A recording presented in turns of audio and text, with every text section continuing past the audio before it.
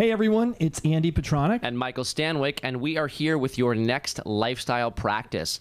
The practice for the upcoming week is to do something that you love. I love this practice. So Andy's going to do this every day I'm next doing it right week. now, actually. He's doing it right now. Does this count? This could count. Because it's actually pretty fun. It is fun. It is fun just to sit here with you.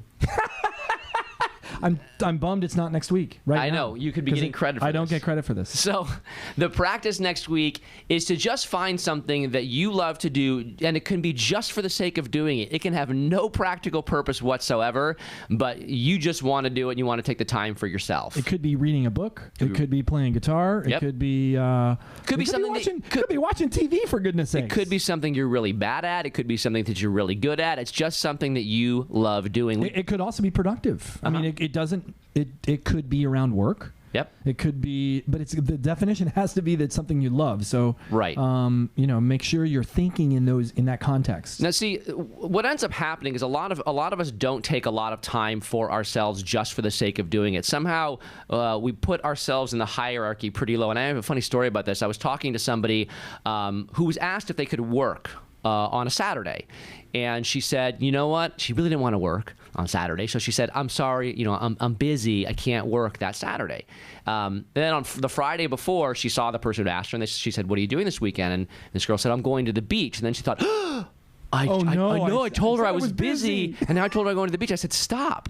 You are busy. You're going to the beach. And it's amazing how much we don't relate to the things that are just important to us for our own enjoyment or pleasure or relaxation as important or maybe even more important than the work that we have to do or the work that we might commit to other people. So this is really a practice of starting to move up in the hierarchy of priority yourself and the things that just make you you and make you happy. Yeah, it's something that I think it's easy to lose sight of with all the important things that are going on in life. Right, your kids, people that rely on you, your employees, your business, your boss, your paycheck. I mean, those are important. We're not negating the importance of that, but taking the time for yourself. This is really hard to grasp. Like, I'm not negating it, but I am saying you are as or more important than your boss in your life.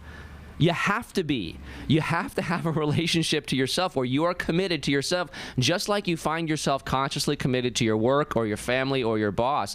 You are that important. And I have a really hard time wrapping my head around this sometimes. Like, no, I owe this to other people. No, you owe this. I owe this to myself.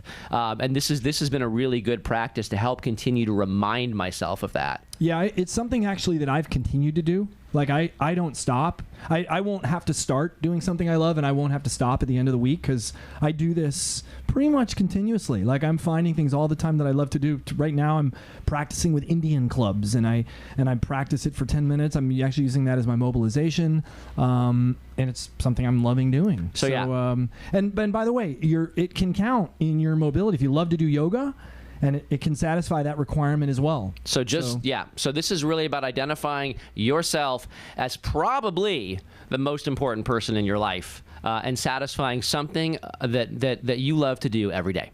Have a great week, everyone. All right, we'll see you soon.